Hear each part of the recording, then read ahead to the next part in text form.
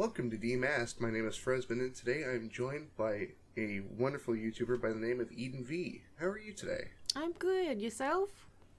I'm doing pretty good. It's a special early morning episode of Demasked here today. Late at night for me, Frez. Late at night.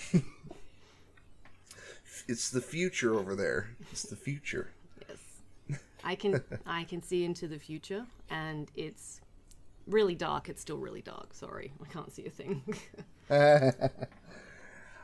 So from what I've gathered looking at your channel, it's advice along with some cooking videos, yes? Yeah, I haven't got a clear direction as yet with the channel. So I'm just sort of focusing on the things that I like at the moment and hoping that once the channel starts to pick up a little bit more momentum and people start commenting more and I get more of a clear pattern on what my audience wants to see, then I'll start, honing down towards the more exclusive videos. So for now, I'm just kind of chucking up whatever and hoping for the best. Yeah, and there have been some really interesting topics. Like I'll put some links in the description for you people at home if you want to look. Like the was it the more recent one, 6 ways to tell if somebody is actually listening to you. Mm-hmm. Yes. And with the benefit of no webcam, I don't think you can tell from no. Well, how are your feet pointing? Where are they pointing right now? Under my desk. Ah, that's brilliant. Then you're definitely listening. I can tell because I have my powers. I was so tempted to go north. I don't even know which way I'm pointing right now, so I don't have a compass. Me either. I was never a scout, so I don't. Yeah. So, with your cooking videos, do you mainly cook a specific kind of dish? Is it mostly like baking, or is it like general cooking in general? So my cooking videos are a little bit niche in a sense that I focus mainly on gluten-free cooking, which is probably the best type of cooking I know best because I am gluten-free. So okay. I do know a lot of recipes just using wheat flour. I don't really have a specific area that I like to work in. I as weird as it sounds, I got into cooking because of my family and because of the gluten-free. So I've only been working at it now for, I would say, maybe 5 or 6 years in terms of really, digging deep into the research of mastering cookery. So I'm pretty good at baking. I haven't perfected my gluten-free pastry, but I'm really good at the fathead pizza crust pastry. I don't know if you know about that one. It's basically cheese and almonds. You melt it, you roll it out, and you put toppings on it, and you go, oh my god, that's amazing, basically. That actually sounds really good. It is. It's amazing. I put it in sausage rolls as well. I give it to my kids, and my kids love it. I was like, oh, awesome. They're eating. Hallelujah, they're eating today. So I've received, this is a fairly new thing for the show, and you're going to be the first test subject. I have 2 viewer-submitted questions. Oh. Yeah. Somebody out there likes me, Smithers. Yeah. And they are 2 cooking-related questions. Okay. Are there any... I kind of forgot to do the research. But are there any delicacies over in Australia? Delicacies. Yeah. Ooh. Well, contrary to popular belief, not all of us are fans of shrimp on the barbie. Mm-hmm. I have never actually cooked my prawns on the barbecue, ever. I could have just committed a very cardinal sin against Australia by saying this, so let's keep that on the down low. Have you ever had a I'll edit it out. Have you ever had a cheese and Vegemite scroll? No. Are you intrigued? I am, because that somehow leads into my second question. Well, I'll be darned. Mm-hmm. So, and this is how it was sent to me, is the dual question, why Vegemite and why is it a thing? So Vegemite is often used incorrectly as a condiment, especially on toast. So Vegemite, being that it is created from yeast and it is very salty, should only be used in small quantities. Okay. So if you get your jar of Vegemite, right, and you get your toast and you butter your toast, and you got to make sure that you get the toast as soon as it's out of the toaster, so the butter melts, right? And then you take the thinnest smear of Vegemite and you just gently layer it on top. And that is the perfect way to eat Vegemite on toast. Don't add avocado, because that's just spoiling it. You're spoiling the Vegemite. What the hell? But yes, we love Vegemite. So not straight out of the jar. No. Do you know how have you had Nutella? Like the hazelnut spread? I have. So you know how you sneak into the pantry late at night and you pop the lid off and then you just kind of go for it with the tablespoon, the big dessert spoon. With my hand, yeah. Yeah, or with your hand. That's good too. I have used my hand before when out of cutlery. So yeah, that is the complete opposite thing that you should do with Vegemite. Yeah. Is the thinnest, the very thinnest, only the finest of smears. It's got to be really fine, otherwise it's just too much. Take it back. So what got you into making stuff on YouTube? What got me into it? Mm-hmm. So I think it's been everybody who is on YouTube or is making videos wants to be a YouTuber full time, It is not my intention to become a full-time YouTuber, but I would like to have a very beefy YouTube account, if you catch my drift. So I'd like to have a small following, but not too much, So watch out, PewDiePie. Yes. Bitch lasagna. I've heard that played on mayonnaise. It's amazing. Wait, run that by me again. Played on mayonnaise. It's don't worry. It's a meme. Don't worry. Don't worry. It's a meme. Are you a fan of SpongeBob SquarePants, sir? Is mayonnaise an instrument? Correct. I have heard bitch lasagna be played on mayonnaise. It's delightful. But yes, to answer your original question, I think the real reason why I started making videos, because I've always wanted to do YouTube, but something always kind of held me back. So the reason why I started making videos was because one of my friends, she got into the community, the horror community, and I think it was her success kind of gave me that uplifting inspiration to go, you know what, if she can do it, I think I can do that too. Yeah, that would be Lady Spookaria, or Spookaria, as I have heard her most colloquially known as. The first time I read that name, I thought it was Spookaria. Oh, I like that. Spookaria. I like Lady Spunkaria. That's another one I've heard that I'm like, oh, that's just delightful. But yes, oh man, yes, she was my main inspiration to actually start and work at it. It's slow going, unfortunately, being that I do have a life outside of making videos, and I do put a lot of effort into my videos, so they take a long time to make, and I also get distracted very easily. So I'm getting there. I am, but it's slow going. It always is in the beginning, unfortunately. How long would you say it usually takes for you to make an episode? When I was really when I really fell into the groove of video making, I could get a 3-minute video out in about 4 hours, which that's not too bad. The one I'm working on at the moment is 11 minutes, and I have just finished it today. Hooray! So that will Hey. hopefully appear on my channel in the next day or two, provided I don't get distracted. But it will definitely be up very soon, so I'm very excited about it.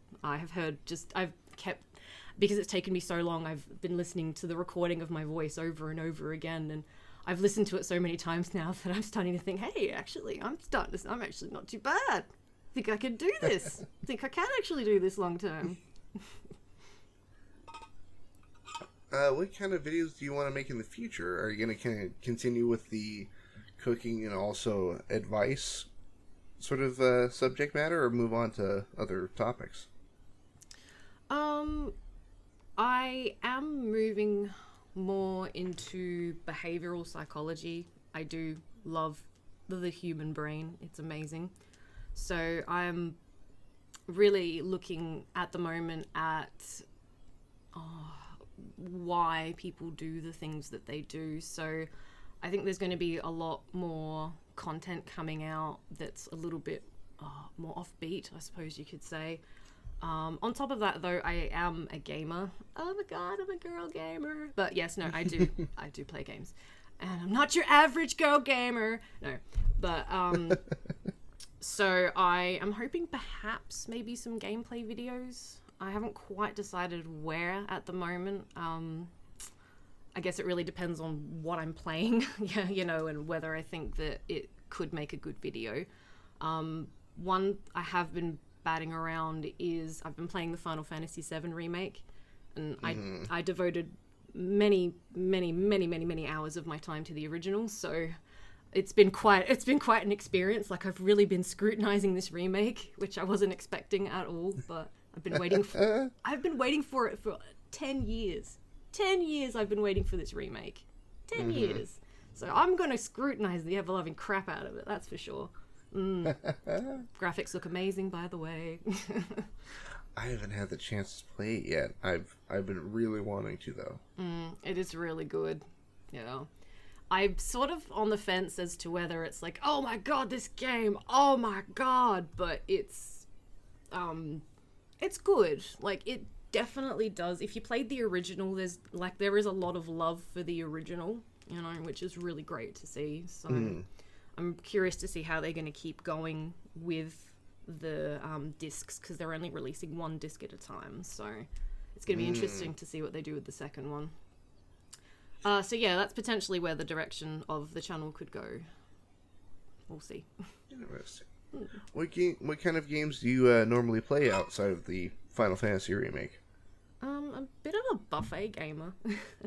I just kind of play whatever I think's interesting. So I'm a big fan of science fiction and science fiction fantasy. But so one that I really loved was Detroit. Oh, Detroit. Oh, that was a good game, a really good game.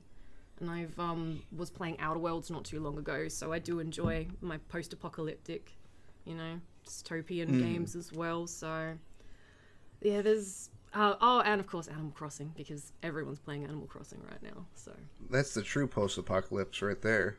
It's just so lovely. It's just such a great game.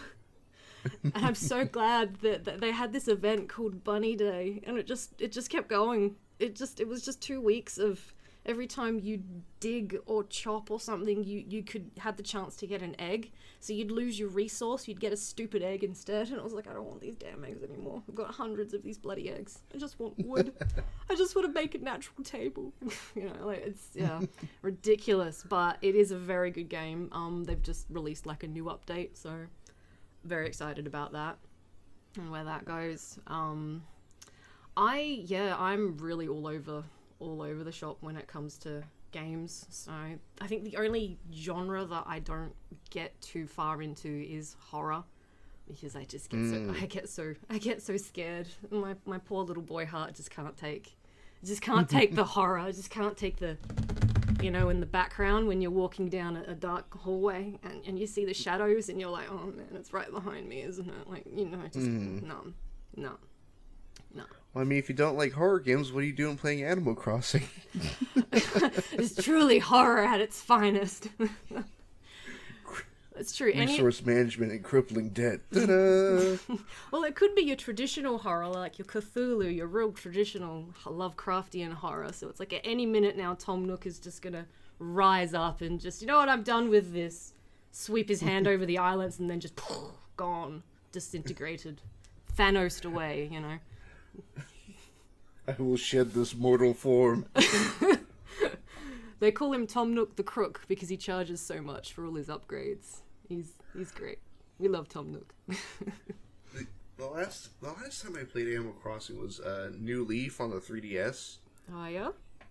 And I had started working more, so I unfortunately could only play it less, and I started to feel like a monster because you know that kind of, I don't know if Isabelle does it in the newer one, but there's that kind of guilt trip where you don't play for a while, and then you come back and they're like, man, it's been a while and some stuff has changed.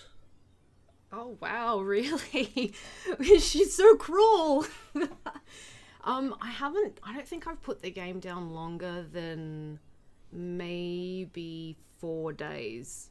So she does just like say things like, she'll be like, oh, nothing's happening today. So I was doing a crossword though, and then I didn't know a word, but then I found the word, and that was fun. Okay, bye. It was okay.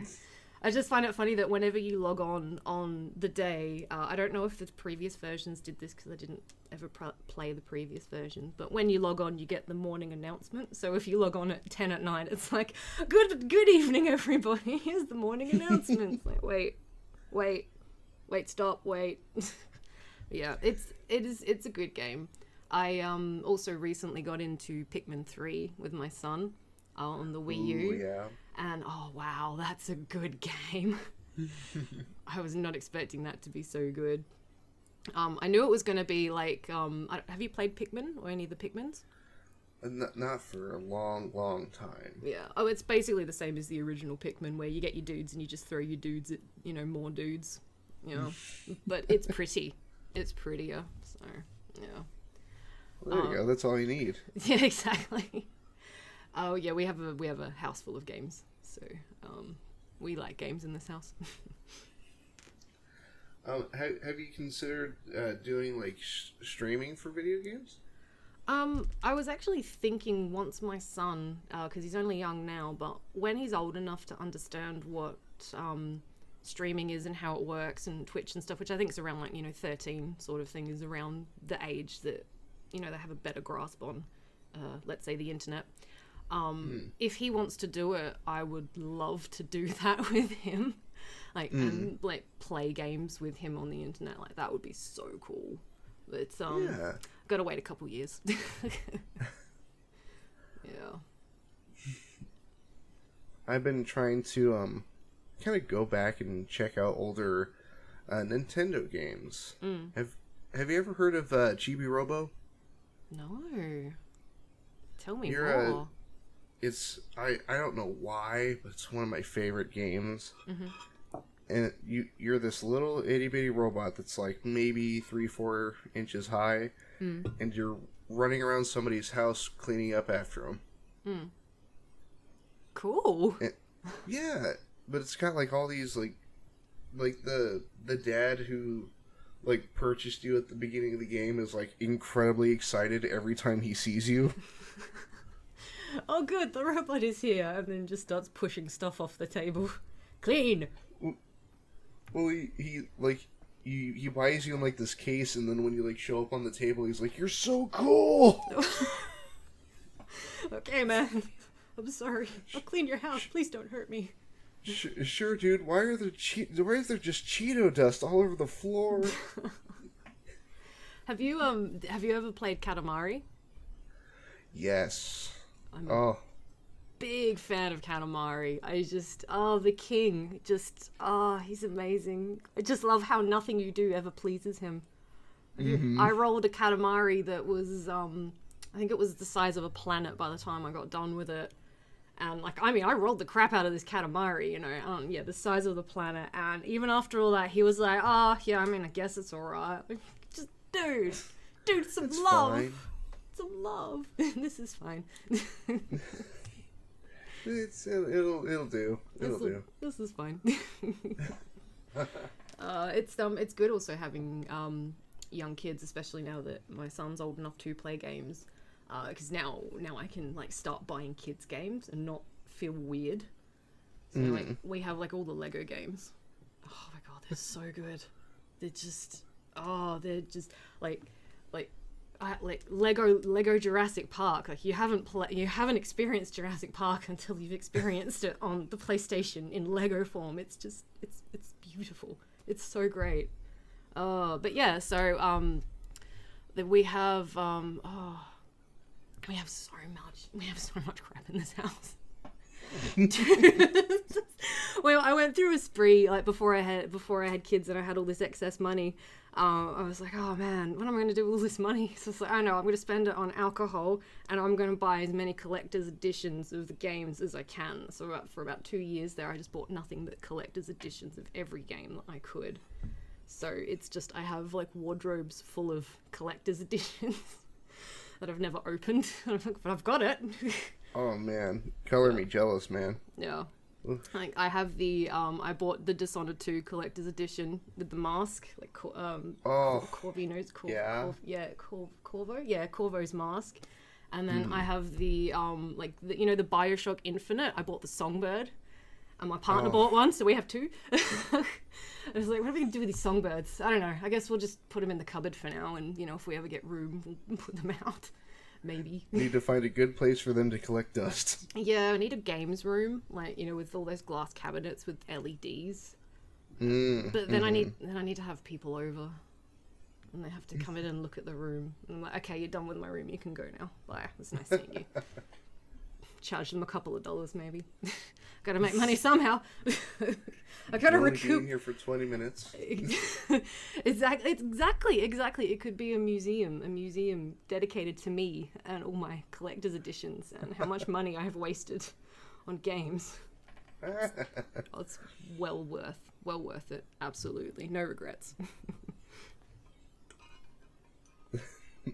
Lately, I've been trying to keep up with my brother, who's a couple years younger than me, but he's fast when it comes to like beating games.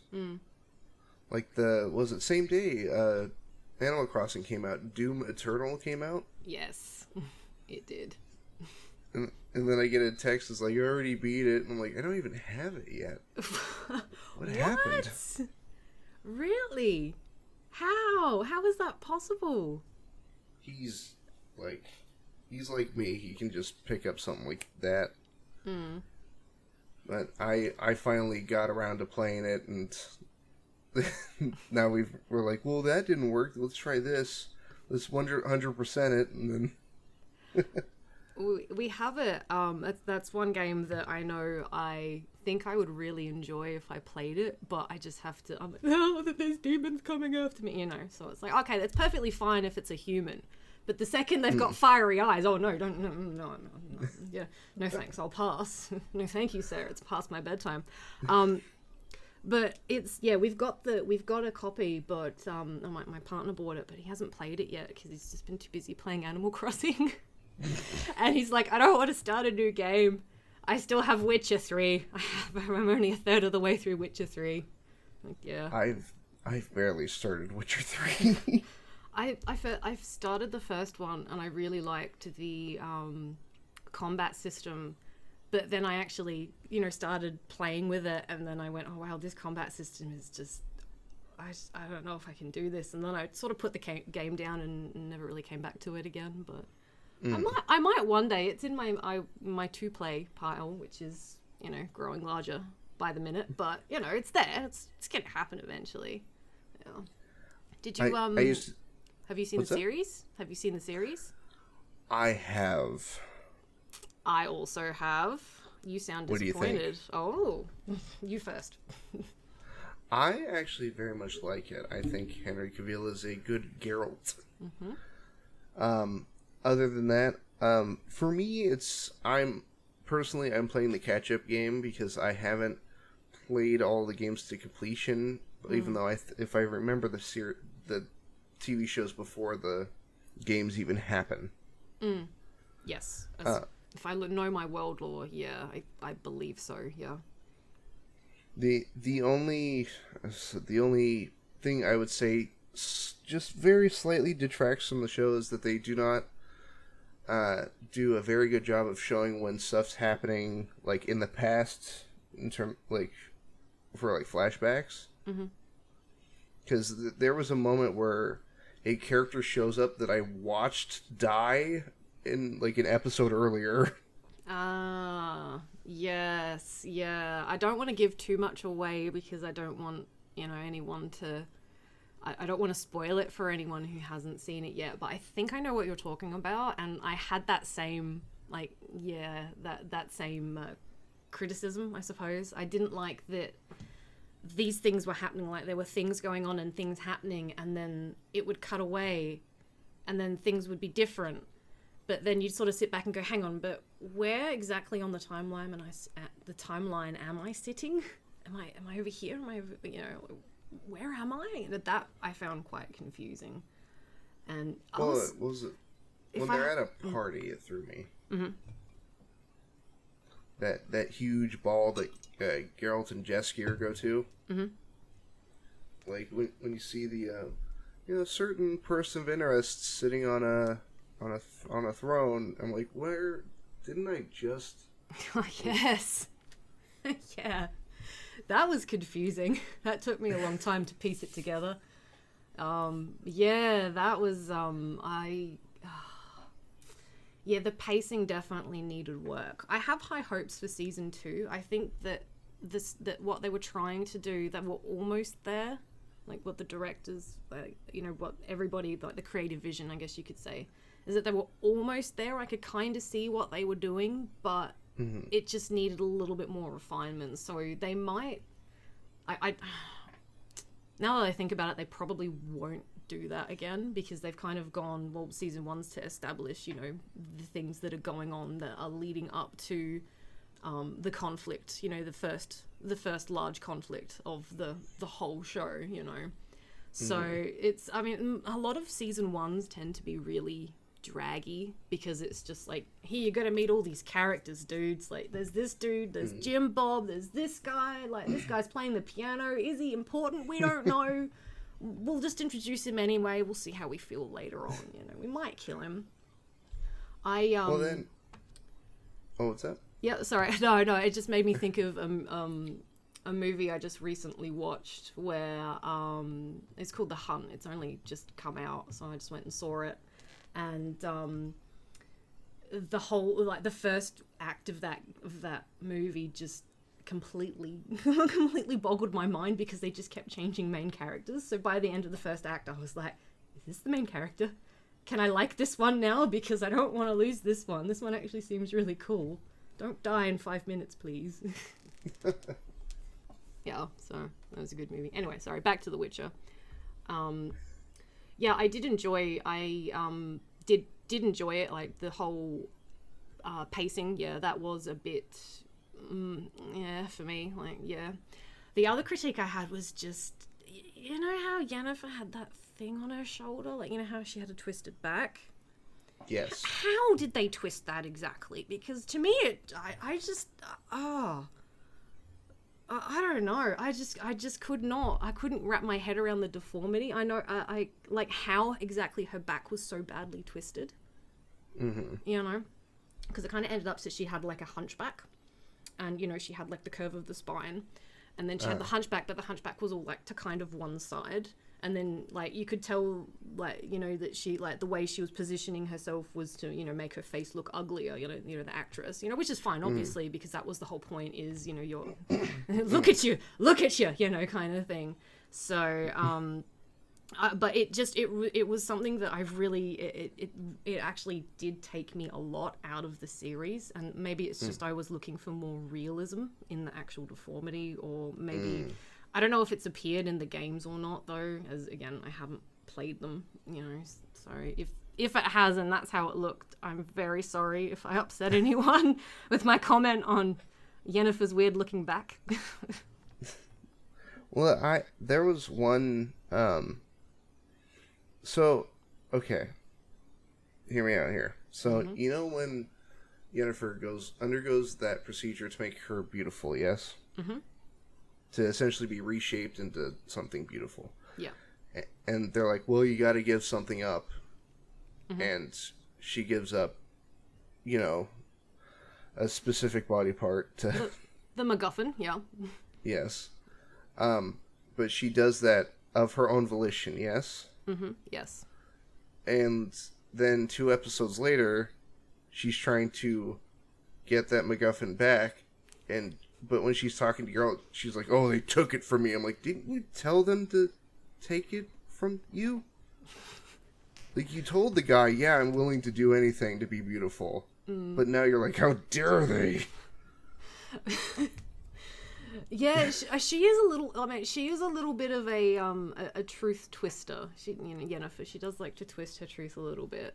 Even just right down to when they introduce the character, as in present day, I suppose, present day Yennefer, and they go into like the boudoir, and it's full of all these people, and it's just like, oh my god, really? Is this how you? Okay, all right. Okay, we're doing this. There's lots of naked bodies here. I don't feel comfortable with this right now. Is this okay? All right, yeah. Like I think that was a huge thing. I mean, and I saw like right at the beginning in the first episode where they did exactly the same thing. Well, almost exactly. They just had naked people, And I thought I was prepared, but I was not prepared for that. Oh my god. So I don't know. I liked Yennefer's character. I just, I don't know. I can't really split a hair too much in terms of like what the character was like in game versus how she was in the show, because I just don't have that knowledge. So have you found when you've played the games that there's been a huge difference in characters? And Not a huge difference. Like, Geralt seems, at least in character structure, kind of the same. Like, not am I getting paid for this, but like, hopefully I'll get paid for this. Yeah. And like you kind of see it as the series progresses, where it goes from strictly about the money to maybe doing the right thing if somebody even hints at me possibly getting money. And there's... So, do you remember the weird Benny Hill chase with the baby? With Yennefer? Oh, yes. I'm not totally certain, even now, how I feel about that whole scene, or at least that whole section. Because it feels like it jumps several tones, but abruptly. Yeah. Like Yen leaving the mom behind, and she's like, "Oh, you horrible witch." I'm like, "Oh, there's some comedy." And then the mom dies. You're like, oh, "Okay, now this is a terrible thing." But she was a terrible person, so all right. And then baby, and it's like, wait, now I'm just completely sad. What's going on here? Oh yeah, that scene was awful.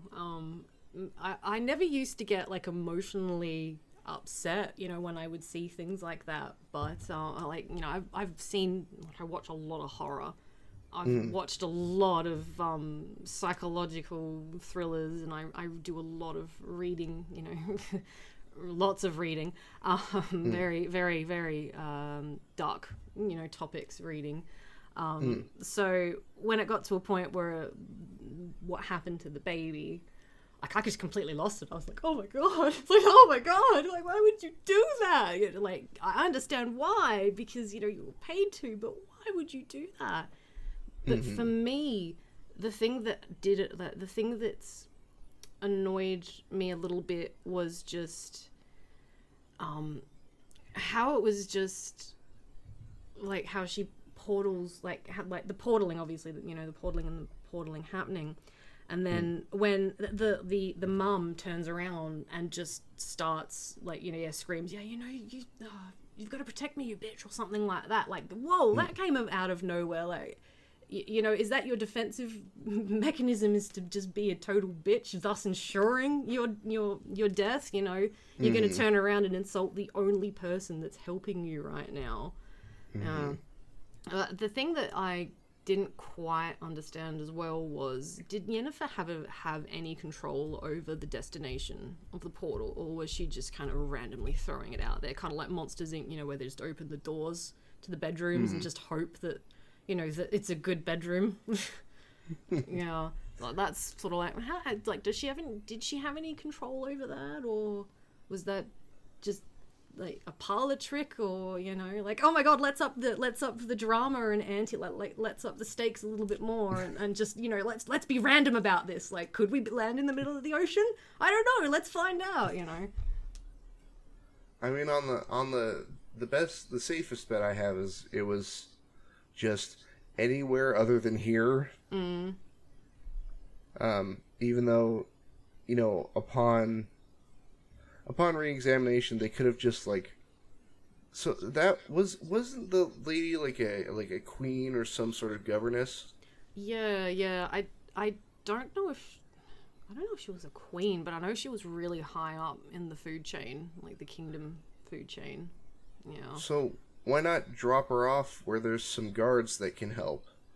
Oh yeah, that's a good point. Just, oh wait, no, but. But the person that was after her was hired by somebody that was affiliated with the guards, you know? Yeah, so it was like, yeah, if you do that, there's no guarantee that safety will be there, because, you know, those guards are working for the person that potentially working for the person that allegedly sent the assassin to kill her. So it's all alleged right now, you know. I want to see my lawyer. Oh, great, you brought her right to us. Perfect. Yeah, exactly. Oh, good. And we get to kill the baby. Oh, no, don't do that. And we get a baby out of it. Awesome. I know. Have you seen the movie Snowpiercer? Yes. I know what baby tastes like. Thank you, Chris Evans. He will show us the way. Captain America knows that babies taste the best. Thank you, Captain. It's the last cigarette in existence. That was a great movie as well. I haven't read the book, or I think that it was based on either a short story or a book. I believe it was a book. So I haven't read that, but I was just like blown away by the guy, the director's name. The same guy that did Parasite, I think was his Bong other one. Joon-ho. Yeah, that's him. Yeah. So I ended up watching Parasite after I found out that he directed that. Did he direct Train to Busan as well, or was that one I just randomly? I might have just randomly jumped, like, I might have just randomly discovered that one. I found a Korean anime whilst surfing YouTube. You know what you do? You just surf and you just look down the side. And eventually things come up that, you know, the algorithm goes, hey, I know you, and I know you like vampires, so what do you think of this vampire video? Oh, actually, you know, so somehow I stumbled onto the Korean anime that was the supporting anime and a prequel to the movie Train to Busan, and that was how I found the movie Parasite. So I'm all over the shop here today. Interesting. Thank you. I've really liked. I there's something that I kind of enjoy about like stories that are structured like Snowpiercer, where it's a very straightforward, like, I won't say vengeance, but like adventure. Yeah. But it's getting from point A to point B is the problem. I really enjoyed the overall implementation, and my partner teases me because I use the word cinematography a lot, but I do enjoy cinematography. I'm the one I'll nudge the person next to me in the theater and go, oh, did you see how that shot was, like, you know, down on the floor, so you could really feel the, you know, the presence of said character. You know, I'm that person, unfortunately. So for me, what I loved about Snowpiercer was how they used the space and how confined the space was, but how they managed to pull off the camera angles to give it that sense of cramped but roomy at the same time. So there was enough room for the characters to move around and for the stories to move forward, but it was a cramped space at the same time. Like, I don't know, I really enjoyed that duality, and I loved how they moved from train, I don't know, I don't catch the train. Thingy to thingy, thingy to thingy. I drive, I have a car. Like how they move, carriage, there it is, how they move from carriage to carriage. And how each carriage was, its own designated thing. So there was the botanical carriage for all the plants and the pretty stuff. And then they had the school carriage as well, which I really liked. And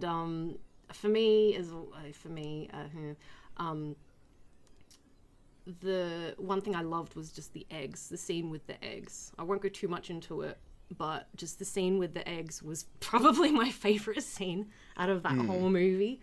I wasn't expecting it. I think that's what it was. I loved how it really gave you that sense of calm, even though it's like you're in the middle of a war zone, you're in the middle of this goal to get to the front of the carriage and rescue the characters that were taken at the beginning. And I loved how right in all that chaos and all of that anarchy, there's just this school, and they're like, oh hey, let's have some eggs because it's actually it's New Year's, woo, like it was like it came from nowhere. It was so cool. And then it was like, all right, well, back to it then, I guess, and then the rest of the scene played out, and I went, wow, that was so cool. Yeah. Now, speaking of Korean films, have you seen Old Boy? No, I have not. So how do I word it? I like fight scenes in movies, but I'm not like what's it called? It's not like, oh, that has to be the whole movie. You know what I mean? It's a Michael Bay movie, explosions and fight scenes. Yeah. The more the better. Yeah. But well, and speaking of confined spaces, Old Boy is just a good old fashioned like revenge story. Mm-hmm. And it's like this overall mystery that the character's kind of taken upon himself to figure out. Well, he gets in a fight in a hallway with 24 people versus him. Oh, wow. but it's an incredibly like cramped hallway, like 2 people wide. And what I love about certain fight scenes is I'm not a big fan of the ones where it's like everything's perfect and the main character doesn't get hurt. And that's why I like Snowpiercer, because Chris Evans' character gets really messed up by the end. Oh, he does. Yeah, definitely. But with the main character of Old Boy, he's like, they kind of put it in a realistic term, like it's him at the end of the hallway and they can only move so much. And he gets his ass handed to him. Of course.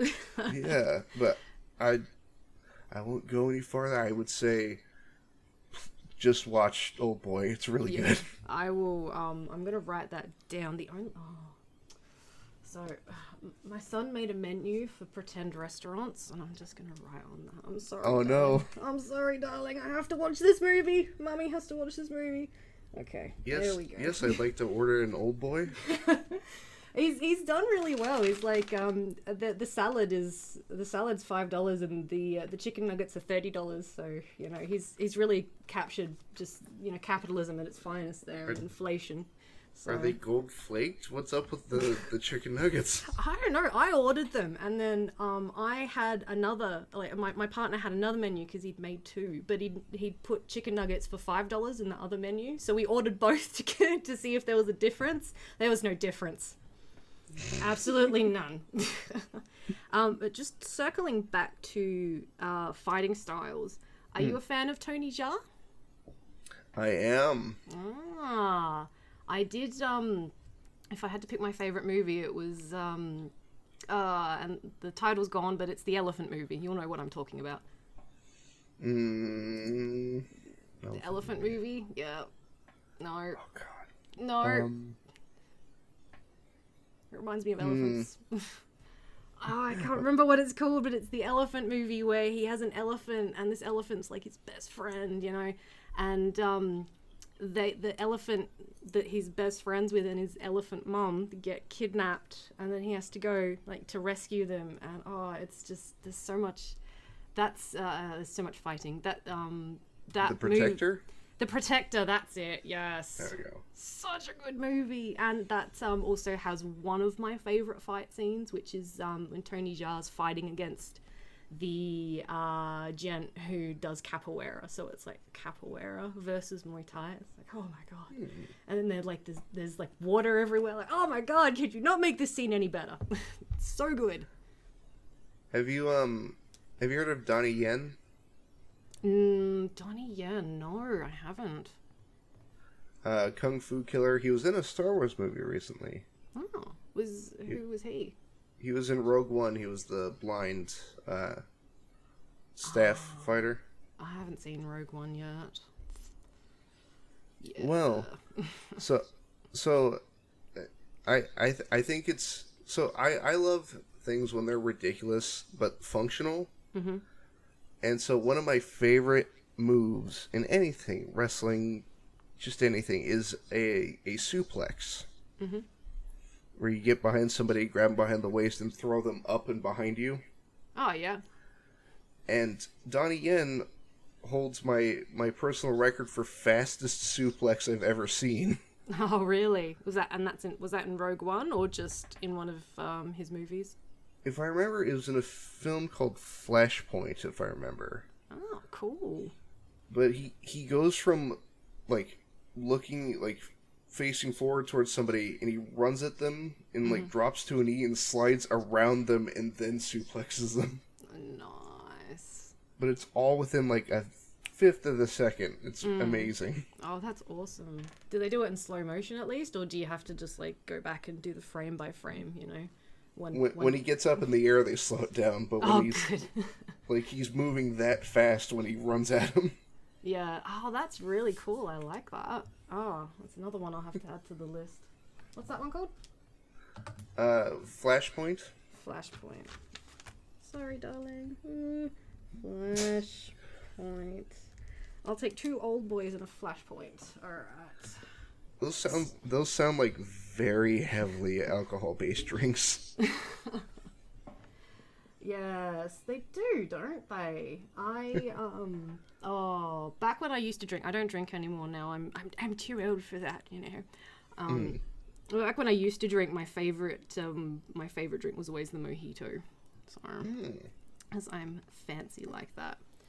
And then I went to Thailand. One day I got up and went, I'm going to go to Thailand. No, I went to Thailand with a friend for a holiday, and I just spent 2 weeks sitting at the swim up bar, just drinking mojitos because they were like $3 Australian.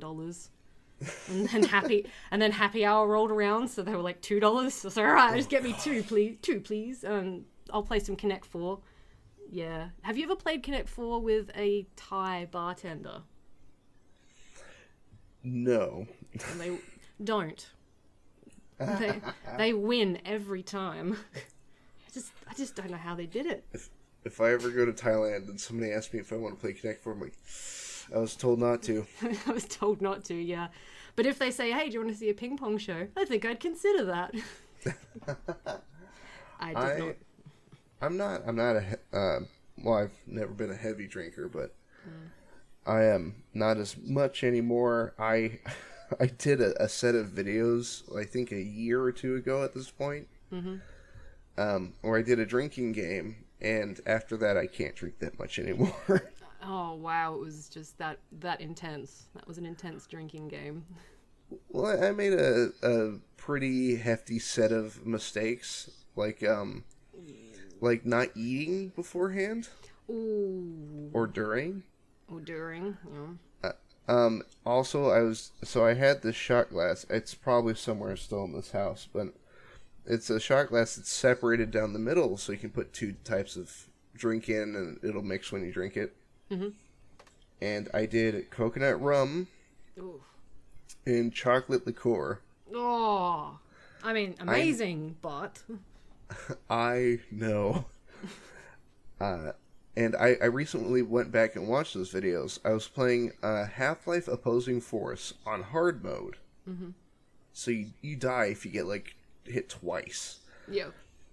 And there are moments where you can, like, character dies, camera hits the ground, you hear me go, damn it! Then you hear the shot glass, like, hit the desk. Oh, no. Oh, yeah. And you can hear me get drunk. Yeah. Oh, nasty. Ooh. The last drinking game I played with games was Wii Bowling. So that's really showing my age there. Wii Bowling. Hey man, that's still one of my favorites. Wii Boxing is quite fun, actually. Yes. Whenever you got a strike, you had to drink, and if you got a spare, you had to drink twice. Because, you got a spare, you got to drink twice. I think I vaguely remember having to ask my then boyfriend at the time to pull over the car on the drive home so I could throw up. It was just awful. Well, hey, at least you didn't make the mistake I did. Go on. Now you have to tell me. Yeah, and I will. You know how one of the better cures for a hangover is just a little bit of food just to kind of get it out of your system a little bit. Mm-hmm. So, usually when I'm drunk, I don't, like I said, not drunk that often, but usually when I am, for some reason, drunk me likes to plan ahead for when I'm sober. And so, like, I'll go to bed pissed drunk, and then I'll wake up, and it's like, oh, there's 2 aspirin and water waiting for me. Aww. That I put there the night before. Drunk Frez knows what's up. He's like, I know you're gonna have a hangover. Let me just sort that out for you right now, good sir. Oh, drunk Eden. Oh, she loved to buy me presents. It was it was great. I don't drink anymore because I drank too much, back then. So, but back then it would be, I would say, I don't want to say every night because nobody drinks every night, but most nights, So it would just be weeks of getting random things in the mail that I'd be like, oh, why did I buy this? Like, oh, I don't need this. I bought so in Australia it's legal to purchase bongs for marijuana. It's legal to purchase them, but you don't use them obviously, but it's legal to buy never ever. So this is a Christian channel, man. This is a Christian channel. We love God. You didn't see me, but I did I crossed my hands and Me too. Yeah, that's good. Yeah, that's good. Amen. And Jesus, amen. All right, cool. So I thought it would be a good idea to buy the biggest one I could find, and then a few months later, I went, oh, I'm going to upgrade my computer. So I upgraded my computer, and I managed to recycle most of the parts to sell it as another system. So I did that, and this person came around to buy it, and they were in their, I would say, early 20s. And the first thing they do when I bring them in, like, this is the system. Oh yeah, that's nice. Oh, that's a nice bong you've got there. Oh yeah, let me just put that over here. Just put it in the cupboard. Like, yeah. Onto the transaction. Yeah, no. It's clean. I haven't used it yet. Not at all. We're all law-abiding citizens here, I swear, officer. Is it illegal in Australia? It is very illegal in Australia, yes. Oh. We are, so we have a activist named Lucy Haslam, I believe, and she had a son who was diagnosed with terminal leukemia. And she started a Change.org. This is one instance I know where Change.org has actually made a huge difference. So she started a petition to have it legal for personal use for her son to help cope with the pain while he's dealing with chemo and, leukemia. So he did unfortunately pass away, but she kept the plight going. So we've now reached a point where... one of our states has decided, I believe it's Canberra, has decided to legalize it for personal use, but I believe it's medical. Like you have to, it has to be medical, like a genuine medical reason why. So it's not, it's like it is, but it isn't, and it's only one state. So everywhere else, it's a big no-no. So we'll get there eventually, I hope. Well, hey, if you ever come over to Oregon, where I am, there is a dispensary like every corner. You kidding? I'm not.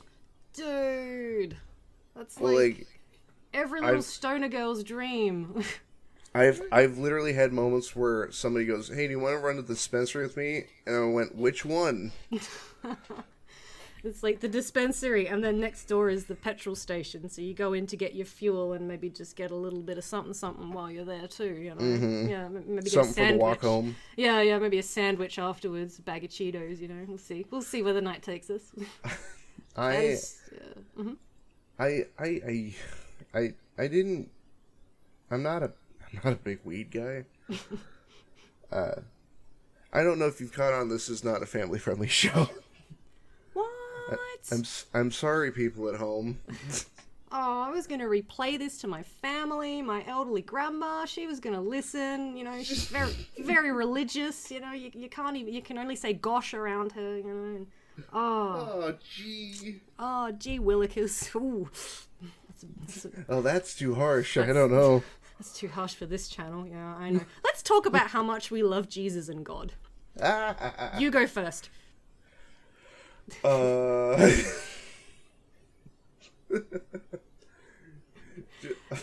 you a fan of Stephen K. Amos? Run that by me again? Are you a fan of the comedian Stephen K. Amos? Stephen K. That sounds really familiar. Stephen K. Amos? Yeah, he's a British comedian, and I believe he does a really good. So he's I think he's Jamaican. Obviously born in the UK, but I believe his roots are Jamaican, and so he does the Jamaican evangelist voice, where he'll be there like, "Hello, everybody. Oh, but I see many sinners in the audience, especially you, this man here. Look at him, openly wearing glasses. Have you found Jesus?" So good. Check him out. He's amazing. I will. Let's see. Bookmark that for later.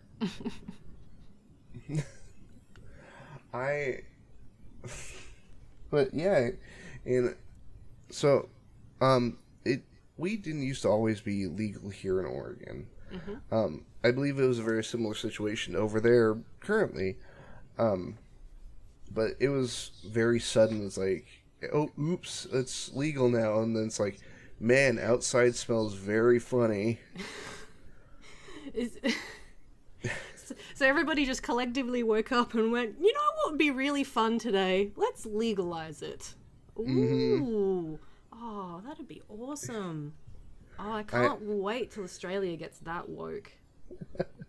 I used to work at I used to push carts for a retailer, and there was a day where I, like, something out of like a bad 90s movie, just a couple of teenagers sitting on the hood of their cars smoking a joint, but it was right when it had become state legal and I hadn't been informed yet. Oh dear. And so I'm like, that's odd that they're just here now. And I go in and like ask my manager about them. Like, there's a couple of like punks just smoking a joint out front, and he's like, well, nothing you can do, it's state legal. I'm like, oh really? Really? I know what I'm doing when I go home. That's so interesting, and I actually don't feel well now. I have to go home, like right now. Ooh, yeah. I'm suddenly very tired. Can you go home sick if you're just really tired? It doesn't work. That doesn't work in Australia. I've tried it. They're just like, haha, no, back to your desk. Oh, okay. Yeah, it doesn't work here either. I think when I think about calling in sick for work. So at the moment I'm home looking after the kids. So the YouTube channel is, you know, a side hustle. I'm effectively, you know, stay at home mum, as you do when your kids are young, you know. So oh no, I've completely lost my train of thought. There, it's gone. Never mind. Never mind, it's gone. I wish I did this for a job. Are you kidding me? That would be great.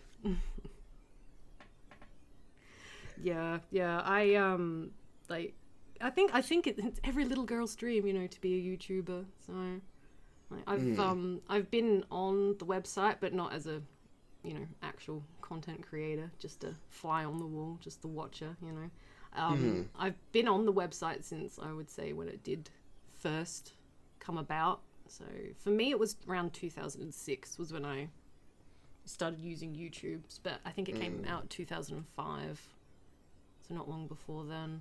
So I feel very old, actually, just thinking about it. So yeah. Don't worry, I feel terrible too, man.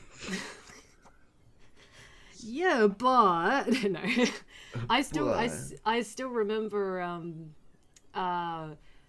back in the 90s, you know, with the dial-up modem, and I would be like, "Mommy, can I go on the internet?" And you know, I could only go on the internet after like 8 o'clock at night because we needed the phone line during the day, and it's like, well, who's gonna call at 8 o'clock at night?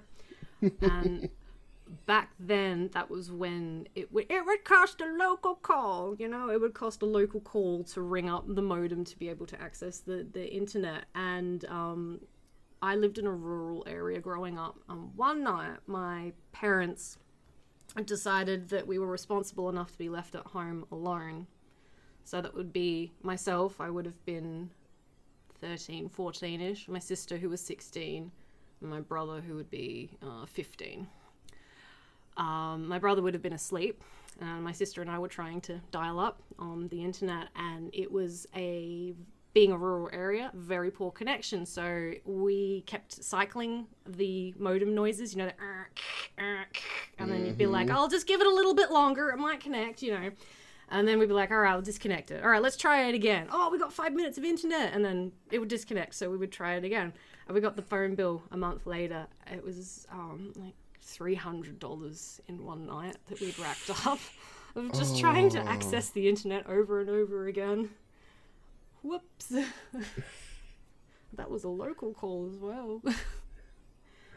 My introduction to computers was, I was gifted and I still have the case sitting here behind me because it's this bizarre relic. It was a Sony Vaio desktop. They made desktops? Oh. Yes, and they were terrible. They ran on Windows Vista. Oh, Windows Vista. Oh, yes, I had a laptop on Windows Vista, and I did not have the experience to turn it back to XP. So I simply used Vista for 2 years. It was awful. I used Vista for 2 years on my laptop, and I had to. So at the time, there was only one game I could run on this particular laptop, and that was The Sims 2. But it wouldn't work on Vista, so I had to download a patch. But again, the rural area, I was only getting speeds of 0.01 kilobits per hour, something ridiculously. Actually, I think it was even less than that. Can it go less than that? I don't know. But I remember getting up one morning at about 5 in the morning because I was determined to get this patch so I could run The Sims 2. And it was only 25 megabytes. Just made it even more pathetic. But I got up especially at 5 a.m. so I could download this patch so I could play The Sims 2 on this crappy laptop with Windows Vista. So that's my experience with Windows Vista. My parents are very protective growing up, and my dad's like, here's this computer, also you don't have an internet connection to it. What? And I'm not gonna give you an internet connection to it. And so I'm not sure, I don't know, did you ever happen to have the Scholastic Book Fair? Oh yes, we call it Book Week, and where you get to dress up. Mm-hmm. Yeah, we had that. Well, did they do that? Like, they would like section off a part of your school, and you can like go in there and buy books. Yeah, they would usually use the library, and they'd have like the big area, and they'd shove all the books on the table, and you'd be like, oh man, yeah. Well, there was a year, and I hadn't seen it afterwards. But somebody brought like a bargain bin of like old PC games. Nice. And there's one that I picked up because it had a cool looking weird Satan character on it. And it's called Dungeon Keeper. Dungeon Keeper. There's like 3 of them now, isn't there? There's, if I remember, there's 2 older games, and then there's a mobile game which I hear is terrible. Is that the one with the dragons? Am I thinking of that one? Am I thinking of the correct one? I'm not sure. I'm thinking of the mobile game more than the actual PC games. I don't know. That's okay. I have heard the name though, so it's probably one that I've come across before. Yeah, it's it's funny you should mention that. That's how I found Neverwinter Nights. Was a bargain bin at a white goods store in back in South Australia. It was just like, oh, $9, awesome. Well, my brother asked me that the other day. He's like, man, do you remember when PC games used to show up on discs? Like, yeah, I do. I do. Yeah. I was pretty devastated when I bought Borderlands 3, and all I got was the bloody cardboard cutout. Oh, this isn't even a real bloody disc. So disappointed. So one of the first when I later on had a laptop with an internet connection, not bragging or anything, I got the orange box. And that's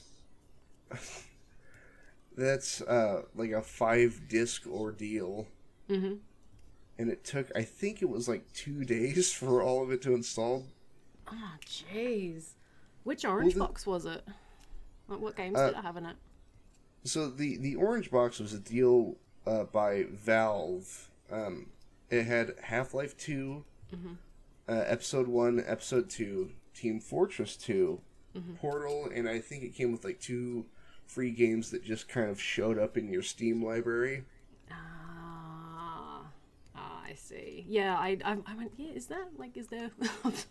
I have it, and I'm like, 5 games? And I was like counting on my fingers going, but I don't remember there being 5. Was there 2 orange boxes? Was there like orange and chartreuse or something, you know? Oh, all right. Oh, yeah, that was awesome. That's how I got Portal, was through the orange box. Yeah, because I already had Half-Life before then. I still play that. I still play Portal. Portal, yeah, it's one of my son's favorite games. So he loves Portal, and he loves in particular Portal 2 because he likes the robots. If you play the co-op and you get the bots Atlas and Peabody, so yeah, he loves the bots. So he'll play them. Not that he's very good, but you know, he'll play. It's adequate for a 5-year-old.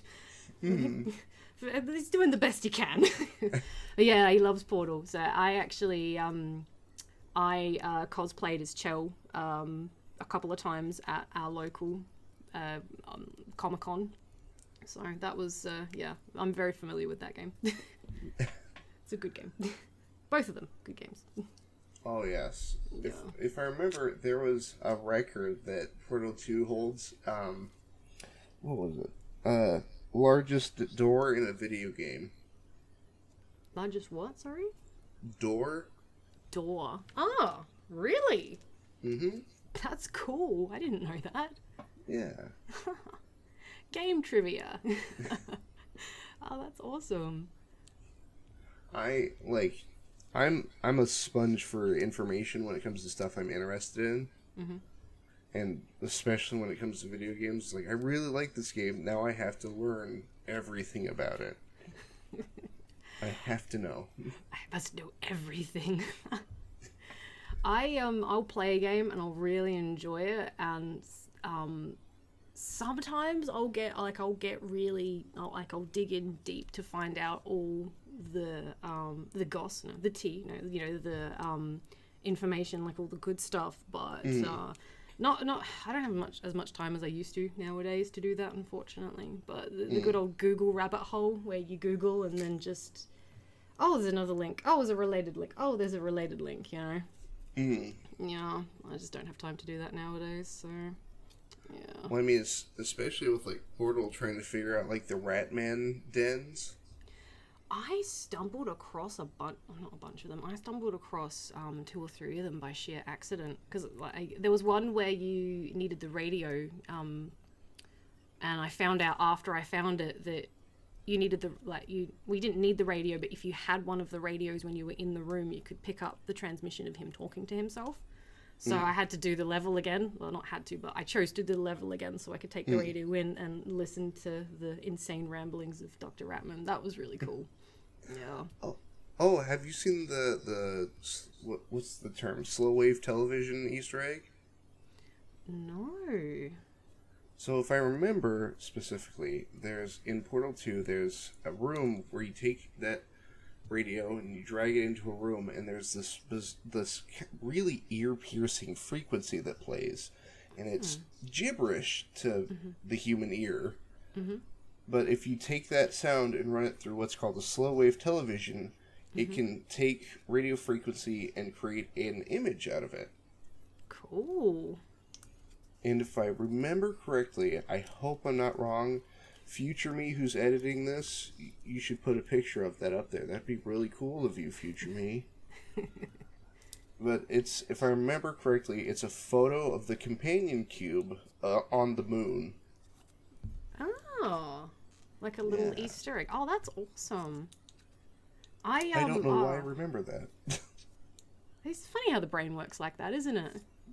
It's like you'll be out for coffee, when you can go back out for coffee with a friend, and you'll be talking, and then you'll just say something like, "Here's an interesting fact about spiders you may not know." And it's like, I don't even know how, and you don't even know how you where you actually absorbed or picked up this information.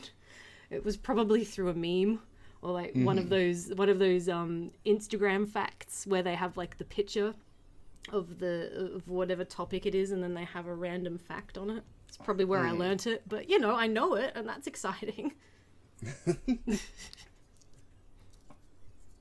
just sitting in dead silence at a Starbucks, you're like, "Hey, did you know that the optimal depth for a bird bath is around 4 inches?" You say, "No, I did not know that." How very interesting. Tell me more. And then you go, "Oh, I don't really know anything else except that." That is the entire breadth of my knowledge, man. That's all I got. Did you know birds have feathers? What was I watching it today? That's right. I was watching Happy Feet. The movies with the penguins. Mm-hmm. And Elijah Wood voices Mumble, the penguin, and it documents his journey. Blah blah blah. I was watching number 2 today, and the one thing I kept repeating over and over again, just to pretty much anyone who could hear me, it didn't matter whether they could understand me or not, was just, why does Mumble still have fur, baby fur? He's still covered in his baby down fur, but he's got babies. And I've gone, and then, I heard, and don't quote me on this because I don't have Google up, and, I can't fact check it, but I heard that baby penguins had to wait until their coat was completely shed, and that they had their adult feathers before they could swim, because the water was so cold it would kill them. So I can't, again, I don't quote me on that, please don't. But the whole movie, that's all I could think about was just, you shouldn't be swimming in water. At least I don't think you should be. Are you old enough to have kids, Mumble? I had my hands on my hips staring at the TV with my mum, the parent look. The look where you're sneaking into the pantry, and then the parent catches behind you, get a mouthful of cake, and you're just like, oh, hey, what's going on? You know, I had that look on my face. It's like, excuse me, Mumble, what do you think you're doing right now? Do you think this makes me happy? No. Excuse me, penguins don't tap dance. What's going on here? That would be very cool to see, actually, if you could train a penguin to tap dance. Can you train a penguin to tap dance? So, do you remember the first happy feet? Mm-hmm. Yes. For some reason, something else just popped into my mind. You know when he jumps off that cliff and he falls for like 10 minutes into the water? Mm-hmm. So, if I remember, somebody had mentioned that if you're moving at terminal velocity, if you hit water, it's essentially like hitting concrete. Mm-hmm. So, Mumble should have been vaporized when he hit the water. I do agree. I think when it comes to water, it depends on the choppiness, like, you know, how rough the water is. So if the water's really still, it's like hitting glass. But if it's choppy, like the waves are choppy, it's not as bad, although it would obviously hurt and probably cause just as much damage. But that's about yeah, that's about all I know about that. But I think either way, that would have just really friggin' hurt. Like, let's belly flop off a cliff, fall for about 10 minutes, maybe more. We'll see. I'm gonna rebrand this show to Talk Trash About Happy Feet Hour. We should start our podcast, 10 Reasons Why I Hate Happy Feet, and just be 10 episodes of just being like, wasn't Happy Feet a shit movie? Oh, it was awful. Top 10 scientific inaccuracies in Happy Feet. Number 10, penguins don't talk. And then, but if we do that, we're going to have to somehow work in Burger King foot lettuce, because no top 10 is complete without Burger King foot lettuce. Number 15. Burger King foot lettuce. That's his normal voice. I know. That's his normal voice. Do you watch Top 15? Not anymore. I was really big into them back when, like, Chills was narrating, when he was narrating the top 15s back when he sort of, you know, in the beginning. I would say, like, 200,000 subs, you know, so not beginning, but towards the golden age, you know. So I used to back then, but then I think I went a bit too deep down the rabbit hole, because I started to notice that a lot of the information, not from top 15s, but just a lot of related topics, you know, you'd be like, oh man, that video was scary. Oh man, 10 more things I should be afraid about, you know, and then you'd be like, but this was exactly the same as the previous video, except 5 less. Like, yes. So I've kind of drifted out of that particular. Well, what gets me is like part of me understands the not wanting to outright debunk or confirm certain videos, right? You gotta keep that air of mystery. Absolutely. But there's this bizarre, like, he'll show videos where it's so clearly fake. Like, there's like a 2D photo of a ghost just like sliding across the screen. He's like, I don't know if this is real. I don't know if this is real or not. Can you guys work it out? Comment below. Tell me if it's fake or real. Don't forget to subscribe. Oh. Dylan is chilling YT. Oh my gosh. I would love to talk to him, because I do have questions about that. Like, how much of it is him genuinely speculating versus him quote unquote speculating? I think the top 15s was a really good it was a really good gateway drug, you know, to a lot of the paranormal content that you do see on YouTube.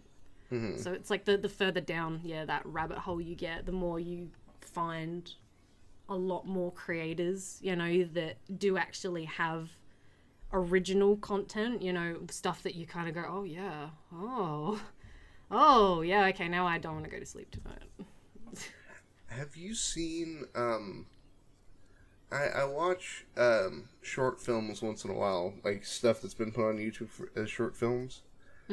Have you seen The Smiling Man? Smiling Man. Which channel?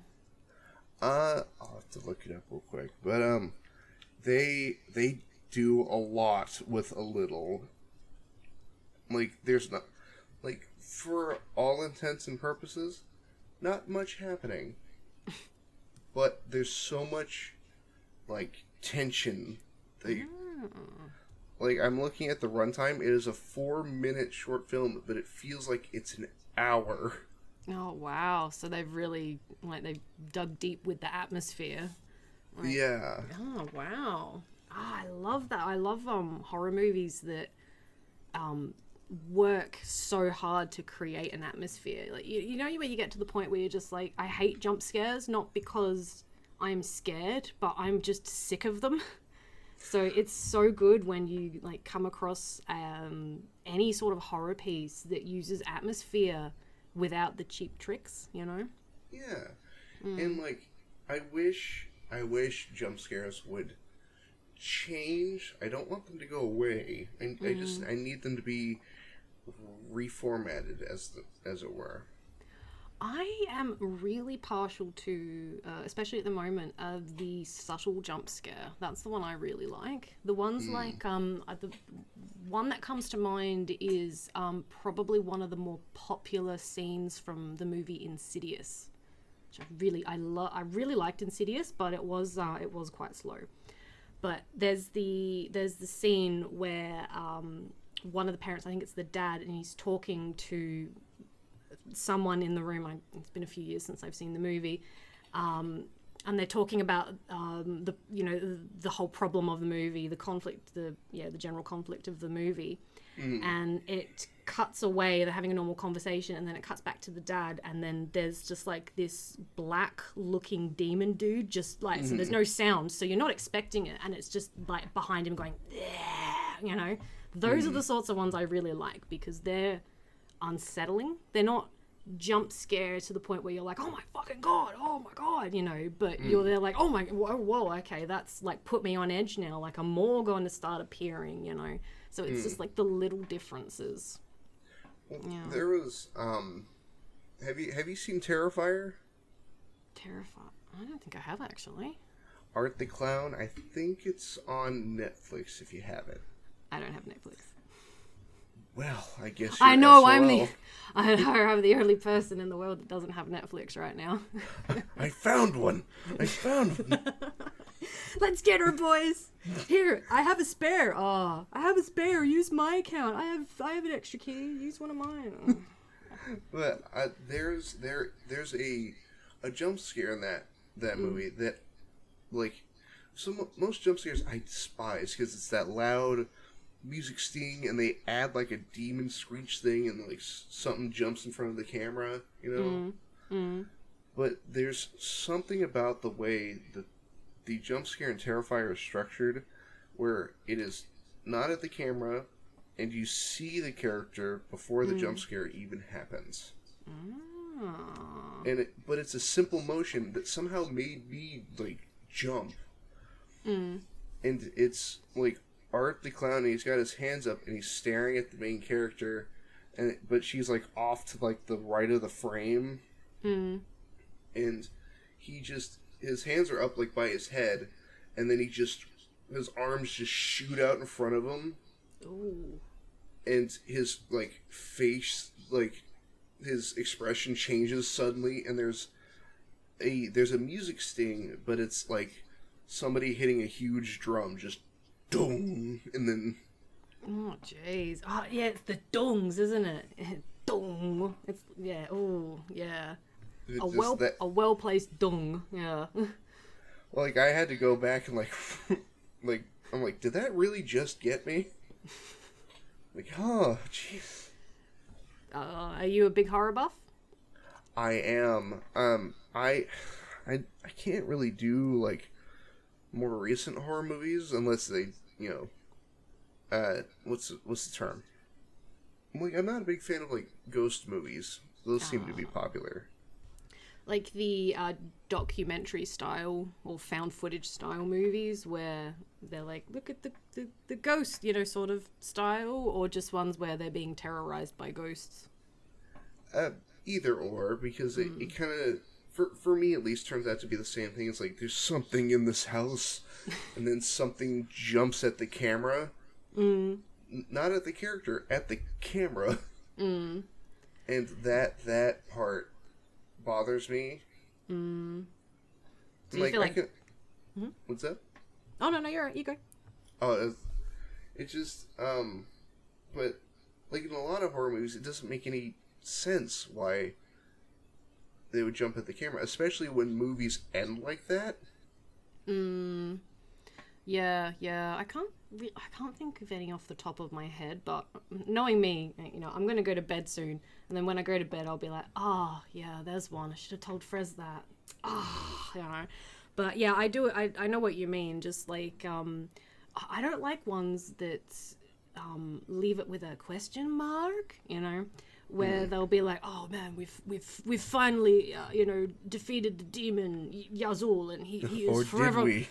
He's forevermore trapped in this little, you know, this little Rubik's Cube that you have to solve. But it's okay because I chucked it into the ocean, and then, you know, yeah, the next scene, there's the Rubik's Cube floating in, like, the harbor somewhere, and some kid's like, "Arr!" You know, like, those ones are the ones that I don't like. I think I don't mind a good teaser, so and especially if it's a part of a series. So you know, like the Avengers, for instance, being that it's part of the whole Marvel universe, so you have those obligatory teasers. Yes, I can handle that. That's fine. But I just mean the general, like, okay, let's finish this. Let's close the chapter on this for good, and it is finally done, or is it? Ones that I just. And there's like a dog with shifty eyes. You know, it's got to be a dog as well. Yeah, with shifty eyes. Yeah. Zooms up close and goes, dun, dun, dun, dun. Yeah. Well, was it the movie Krampus?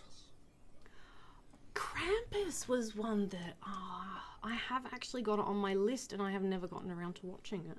Because every Christmas I get to, like, oh, what am I going to put on for Christmas? Like, I know, I'm just going to put on every single Christmas episode from The Simpsons. That's my go-to every single year. Exactly. Do I need Krampus? No, I do not. I have The Simpsons. Thank you very much, sir. Family, friends, who needs it? Simpsons. Exactly. But no, I've heard that whilst it wasn't a fantastic movie, it wasn't that bad either. That was the general vibe I've been exposed to, I suppose, you know. Yeah, and that's not very jump scare heavy, I would say. It has its shocking moments, to be sure, but not anything like. So that's a question. So what is your measure of a good scary movie? For me, a good scary movie has to have a very large psychological aspect. I think that for me, that whole that air of just not really knowing where reality and fantasy blend together, that's like that little area. So movies like Us, which wasn't really a horror movie, but that was just so good because it was just the whole setup of another family family that's coming to kill them, but it was so beautifully done that, you know, it's sort of, you sit back and you watch and you just go, could this parallel universe of crazy clown family people actually exist, or is this just all in my mind and potentially, you know, the characters' minds too? So for me, it has to have a lot of psychology behind it. So I do enjoy I don't want to say Lovecraftian style horror, but I do like big monsters as well, I suppose. Although I think I'm thinking of monsters and I'm thinking of Pacific Rim, which is like a totally different category. The kaiju. The kaiju, yes, it's like the worst horror monsters of all time. But no, I really enjoyed the monsters in Pacific Rim and the storyline as well. But yeah, I'm a big fan of monsters, but yeah, more the definitely more the brain stuff would be a scary movie for me. So, which is why I named like Insidious, for instance, because Insidious, whilst it has a lot of qualities in pseudoscience, you know, the whole the dreaming and astral projection and all that sort of stuff.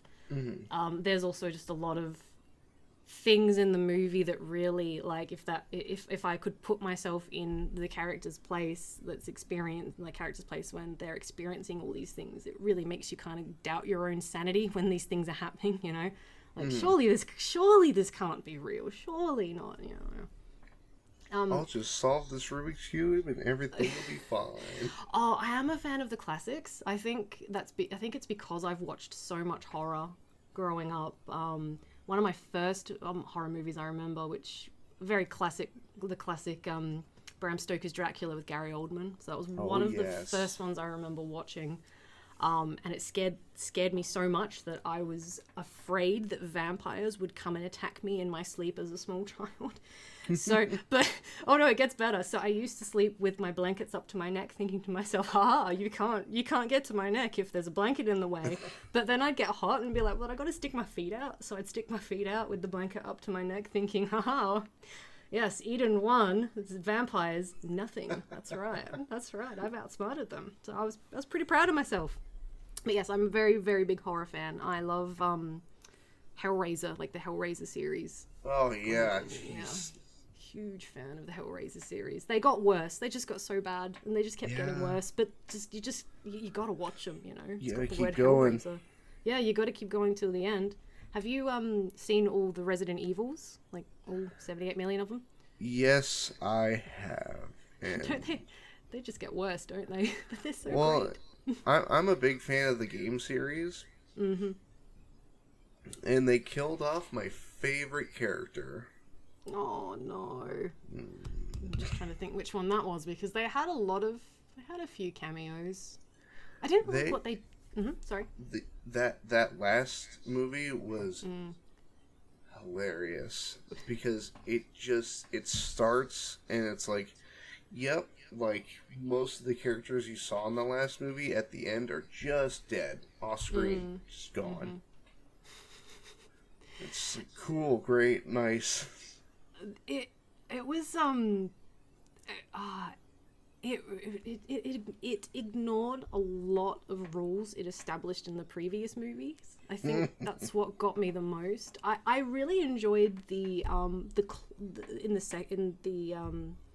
second to last one, I think it was, where they go into that big hangar and then they meet all the people that they've gone like, oh wait, hang on, I know you from somewhere before, and then like the whole thing where it's like, oh my god, Michelle Rodriguez, you're back and you're beautiful, you know, like it's like, oh my god, oh, and it's Odin Fur, you know, I got very excited because there was all these old characters that came back and then they were gone again and it broke my heart and I was so sad. My favorite character is Barry Burton. And I love him in the game series because he's just this, like, lovable goofball, but he's taking everything seriously, but he's still trying to, like, kind of keep upbeat about it.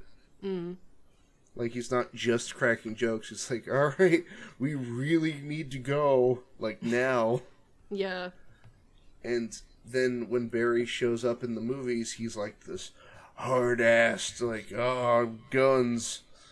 And, like, he has a moment where I'm like, okay, cool, they're gonna actually do something with him. Because his whole thing in the games was he has a big, like, revolver. So he pulls out the revolver. I'm like, yeah, Barry. Then he leans out from a corner and gets shot and killed. I'm just like, shit. No. What did you think of Leon S. Kennedy? They made his character kind of strange in the movies. Yeah. I wasn't really digging it. I didn't really like it. Yeah. Have you played the RE2 remake? No, not yet. Do it. I did see around the time that RE2 was released, there was an indie game that was going around that was created by a team from the town that I was born in. So, the state that I was born in. There's a little indie game called the Goose Game, Untitled Goose Game. There it is. Hell yeah. So I bought it and I thrashed it and I played it twice, and then I found out that in RE2 you can install a particular mod where you can get is it Mr. X? The bad guy. You can install a mod to make the bad guy look like the goose. I got so excited. I was like, oh my god, I have to play this game. I think I would crap my pants and run away after half an hour though. I'm such a little girl when it comes to horror games. Like I love movies, but it seems like the second I get involved, I think I lasted 20 minutes in Amnesia: The Dark Descent. I'm thinking like it's just walk around in the house, the game, right? Oh no. Like 20 minutes in, I was in the foyer and I was like, oh my god, I can't do this. Nah, quit. Why did I buy this game? I've been trying to record a series of playing through that, and I'm like, yeah, I can play it, and then the minute I hear something happen in the other room, like you can see me just freeze and stare at where the sound came from. I had to watch a Let's Play, and I ended up watching Demasked Let's Play way back in the way day because I was just I wanted to know what happened in the game because I was so curious about it, but I just could not bring myself to play it. So I watched a playthrough, and I'm really glad I didn't play it because I don't think I would have slept for months afterwards. It is a good game though. It's like the graphics are a bit ho-hum, but that atmosphere just makes it so frightening. Have you seen? I believe it's by the same people. Have you played Soma? No, I haven't played Soma, but I do have it. I think I got it for free somewhere. Epic Games Launcher? Yeah, exactly. I'm like, I think I got it from free from Epic. Me too. Me and my, how many? I don't know. I counted all my games the other day, and I think out of the 50-something games I have on Epic, I have paid for 2. I've paid for 1. I paid for Outer Worlds, and I paid for Borderlands 3. Everything else was free. I was like, oh, this is great. Well, like, you can't beat some of those deals. Like, I just got, was it the other day, Just Cause 4? Yes, Just Cause. I haven't actually played that one, but I think it was number 3. Way back in the way day. Yeah, which I quite enjoyed that. It was just very, like, the parachuting. The parachuting just got me every single time. Like, I think it was number 3. Maybe it was number 2. I played it the same year I played, what was it again? No, it's gone. It was the game with, was it Alex Mercer? I think that was his name. Prototype. There it is. Prototype. Yeah. Sorry, that was the same year I played Just Cause. I also played Prototype. So I don't remember which Just Cause it was. But anyway, yeah, free. Free is totally my kind of price. Mm-hmm. I can afford that. I can also afford that. But the worst part is that I think I'm just collecting them because they're free. I got tabs, which I was very excited about. I got told I simply must play tabs, and I still haven't yet, but I have it, and it was free. And then I got totally reliable delivery service. So that's another one. Again, I've been told must play that one. Okay, yeah, I'll just add it to the list. I don't know where, but I'll find some time. I'm in lockdown. I got time. There was a horror game that I was incredibly excited for, and I bought it, and I played it, and it made me so uncomfortable that I have not revisited it since. Oh. It's I don't know if you've heard of it. It's called Agony. Ah, Agony. Is that the gentle walk through hell? Is that the one I'm thinking of? I wouldn't say gentle.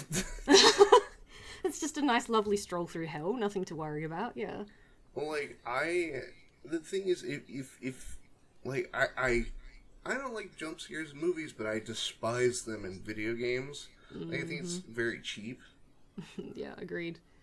But, like, minute one of Agony made me uncomfortable. And for me, that's the measure of a good horror game or movie, is do I actively want to stop watching or play it? Mm-hmm.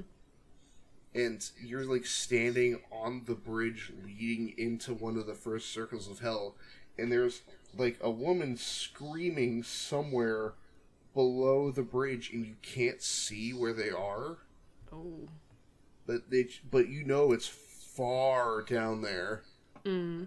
And I, like, had my headphones in, and I'm just staring over the edge of the bridge. I'm like, whew,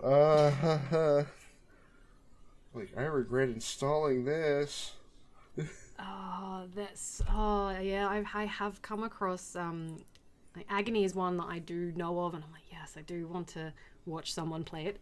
So please do, and release your play-by footage. I will most definitely watch it, because I'm not going to be playing it myself.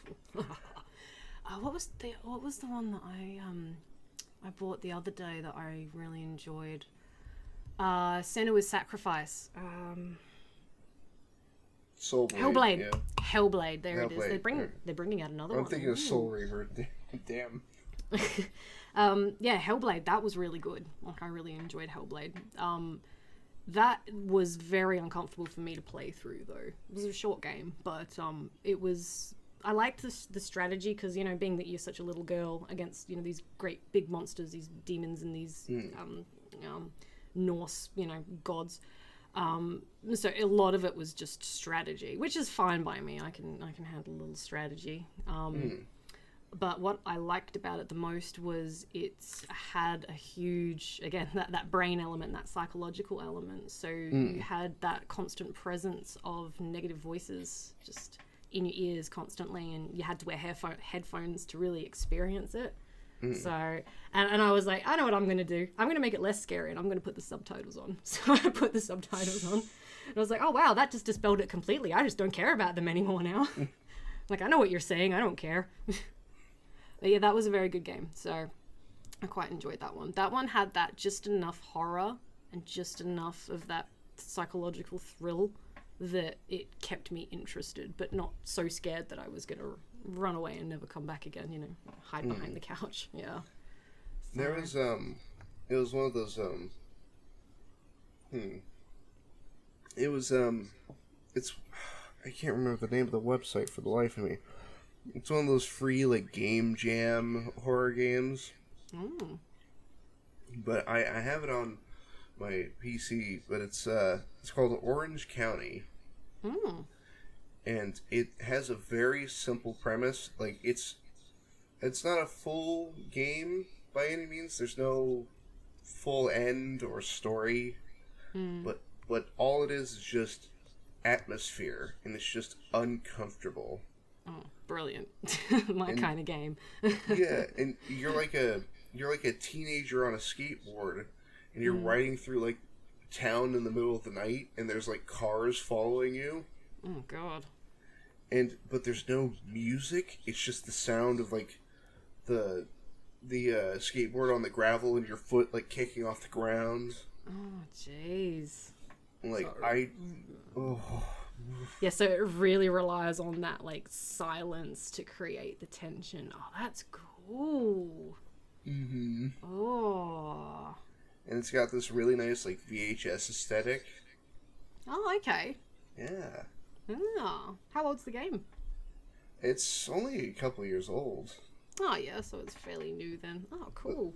But there's been a one hell of a resurgence in terms of, like, retro-looking games. But instead of it being 2D platformers, now it's like, it looks like Quake. And I am totally down for that. Jeez. That's taking me back. God, Quake. Bloody hell. I feel so old.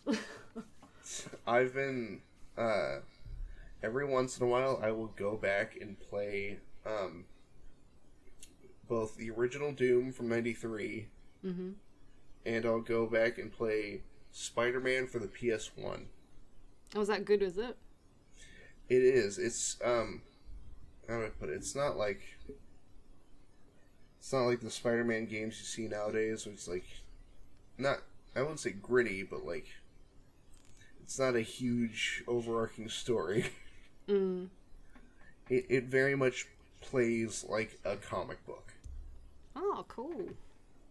You know, you're running through this level, like, oh, it's this villain, and then you go into the next one, it's like, oh, it's this villain and this superhero and all this.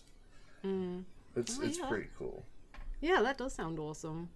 I did you watch like I haven't seen all the Spider-Mans, but did you see Into the Spideyverse? I think that was out Yes. last year. Yes, that was awesome. I dug that animation style, the graphics that they used, the way that they had the textures and how they like moved and would shape the textures around the characters. Like, oh wow, like, it was really visually stunning. Yeah, good storyline too. This was alright, I guess. Well, somebody brought up a really interesting point about Miles Morales. Yep. Earlier in the film, before he kind of starts to, like, you know, at the end of the film, he kind of becomes confident and all this. Mm-hmm. So earlier in the film, he's like, I had noticed when I first saw it that there was something amiss about his animation. There was just something off. And it's because he's moving at a different frame rate than the other characters. Oh. Sorry, Everybody else is smooth and buttery, like 30 frames, and his is like 15 frames a second. Oh. Yeah. I noticed that. I never noticed that. Oh. That's really cool. And then when he finally kind of comes into his own, he starts to move at 30 frames a second. He becomes smooth. Oh wow. That's really I like the attention to detail, you know. It's like the Lego movies and how they will simulate action and moving body parts by using, you know, the pieces of Lego. So, like, for instance, there was a scene where I think it was President Business in the first movie was jumping. He was jumping on something. I can't remember which one it was, but you could see the extra pieces that they've added to simulate movement as he jumps. Like, it was, yeah, it's very cool, like the way they've done that, and how everything was made of Lego in the Lego movies. That was cool. I didn't really like that they didn't do that in Lego Batman, because Lego Batman, they used a lot of smoke, and I was like, yeah, but you know, it's meant to be Lego, not Lego with a smoke machine behind it. Still good though. Yeah. Yeah. I really enjoyed those. I really enjoyed Lego movies. Like, maybe it's just because I am a mum, but I consume a lot of kids content. So every now and then you'll get a gem that you'll be like, oh yes, I can definitely watch this 50 times. Yes, absolutely. Lego Movie was one of them. Well, I got stuck watching, I think it was with one of my cousins. I got stuck watching, like, one of the Tinkerbell movies. And so here's the thing. For all intents and purposes, that movie is a kid's movie. But it had one of the best twists I've ever seen in a kid's movie. Oh, really? Well, Yep. What was the twist? So are we like... You know how in Peter Pan, you know, there's Captain Hook? Well, a lot of the Tinkerbell movies take place before Peter Pan and before Captain Hook. Oh. And so there's a moment where Tinkerbell's helping this strapping young lad fight off these evil pirates, and they keep calling him James. And I'm sitting there, I'm like, he seems strangely familiar, but he's like an 18-year-old dude. And then he's like, yes, my name is James Hook. And, like, my cousin didn't get it, but I'm just like, oh my god! Did you just say that? Well, you were there, but did you? Yeah. Ah, that's really cool. I haven't actually watched the Cinderella movies because thankfully my oldest is a boy, thankfully, but my youngest is a girl, so I'm really not looking forward to the Frozen saga. I'm gonna have to deal with that at some point, which I don't want to, but I know I have to. So I'm so glad my son doesn't like Frozen. Have you seen Frozen? Yes. I have a question to ask you. What happens in that movie? Well, I just had to sit back and hang on a second. Let me get Gotta comfortable. open We're the gonna be book. here. Gotta open the book. Yeah.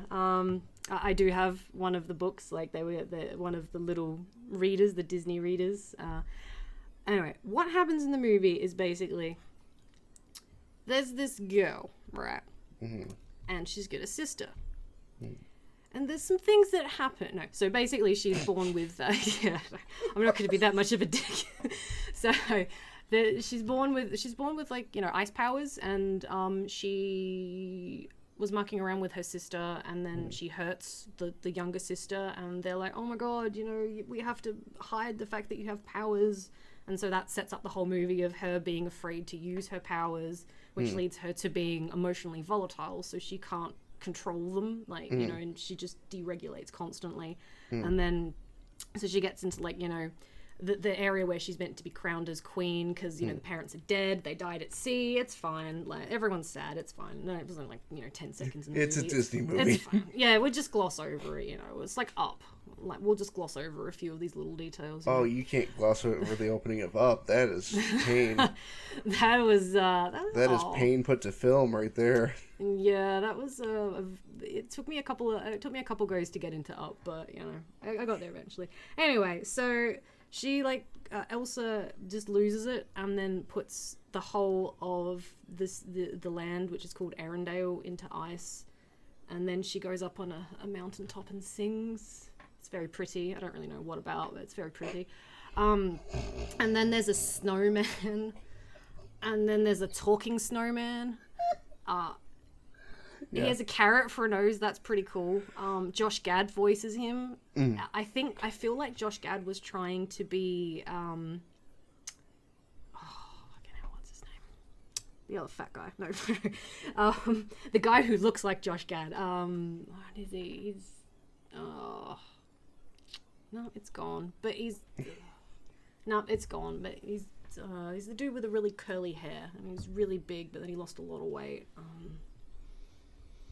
No, it's gone. Yeah.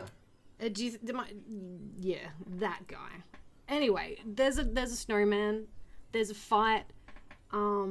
There's a reindeer. That's pretty cool. And the reindeer acts like a dog because it's a Disney movie, so it has to act like a dog of some, you know, like some kind of friendly pet animal.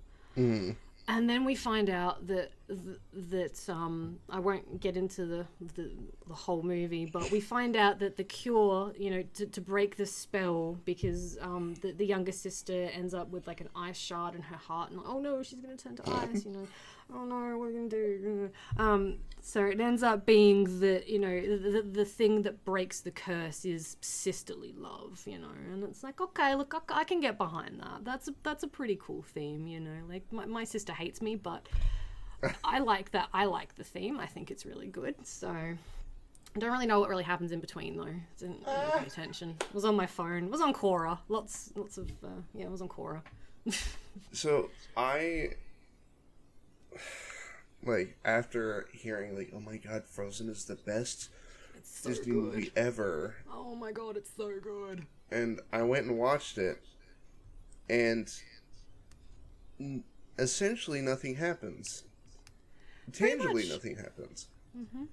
Because, like, Elsa almost kills, like, 5 people just at the coronation ceremony, then goes up a mountain, sings about letting go and being her own person, but then immediately locks herself in a castle. And then when 2 people show up to take her back, she almost kills both of them. I like the overarching theme of sisterly love, you know, that's very sweet. I really like that. But I found Elsa herself to be incredibly just a very volatile character. You know, it's I suppose maybe I'm sort of thinking like, well, she's 18, I think, because she's 18 in the movie, and that's when she gets to take the crown, assume the crown, and become the queen. So maybe I'm just giving, like, not enough credit to the fact that she is only 18 and she has spent 18 years in a room, essentially afraid of herself. Yeah. So I guess you could kind of understand why she's, you know, completely insane, but at the same time, you know, and she lost both her parents. You know, there's all sorts of trauma there, growing up with no parents. So that was a really dark story, actually. Now that I think about it. Well, and like the other question becomes: so you had mentioned that the cure for the ice plague that Elsa has wrought upon Arendelle is sisterly love, which apparently she didn't feel earlier in the film, nor when she impaled her sister through the heart with a fucking icicle. Yeah, I know. It's interesting that it's just how it was, like, she just kept making things worse, you know? Yeah. It's But I then don't the know, movie's like, I don't know what happened. I don't know what happened, but everybody's happy now, I guess. So that's Yeah. good. Yeah. It's the majority of the marketing towards that movie is really just, hey, little girls, wear these pretty dresses, you know. It's Look at the snowman. yeah, look at the snowman, and also buy this plate so you can eat off of it. You know, buy the merch, buy that merch. You know, like I saw Frozen 2, which did not do nearly as well as the first one. But I saw that they were trying to flog the merch before they released the movie. And I watched the amount of merch they had in stock at just the local supermarket, and I just watched it sit there for months. Like, nobody wanted it. Nobody wants this plastic cup of Elsa and her sister. You know, like, So then I waited till it was 99 cents, and then I bought one. No, I didn't. I did that with the Minions stuff, though. Are you a Minions fan? My son is. I liked him in Despicable Me, and if you turn your brain off, you can enjoy Minions on a superficial level. There's not really much to it other than look at the yellow dudes, aren't they cute? Yeah. That is the harshest criticism I've ever heard. It is a good movie, though. If you don't think about it, it's enjoyable. Yeah, that's how you have to. That's how you consume all children's content. I do have to get going, but I'll leave you with this one amazing story that you're just gonna love. Yeah. So there's a children's entertainer on YouTube by the name of Blippi. I can spell his name too, because he spells his name in every episode. I have watched 50 times over because my toddler loves Blippi. All right, Blippi, Blippi. He used to be a content creator, and before he got very, very popular doing children's entertainment, essentially he goes to like play areas, like indoor play areas and parks and stuff, and dances. It's very cute. He dances, and then he does this, which is cute, and then he teaches kids. So he'll be like, this apple is red, let's go look at these apples being processed in this factory, because apparently kids love that. Okay. But before he became a children's entertainer, he was a YouTuber, and he has this amazing video of him that he's standing or squatting or sort of bending, standing on top of a toilet, squatting, while he's got one of his mates underneath him, and in a really awkward position with his legs up in the air, and you've got the Harlem Shake going on in the background, and you're like, oh yeah, where's this gonna go? Next second, just explosive diarrhea out of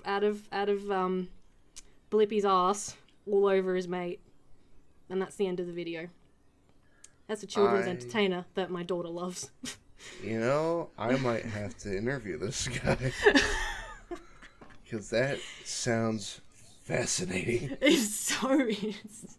I have not really looked the same at him since, but at the same time, I think he's my age, actually. I think he's in his 30s.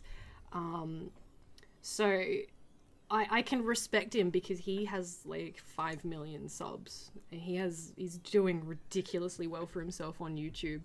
But then I think about the Harlem Shake, And then all I can think about is just him projectile diarrhea-ing all over his mate in the toilet. And then his mate, like, starts gagging as well in the video. So he's there just like...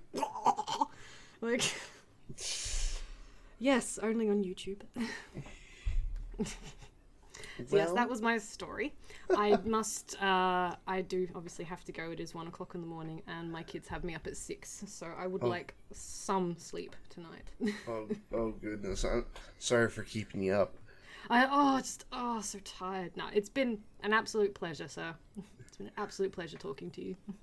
Well, with that, I think we'll bring this to a close. Thank you very much, Eden, for coming on. I had a blast talking to you.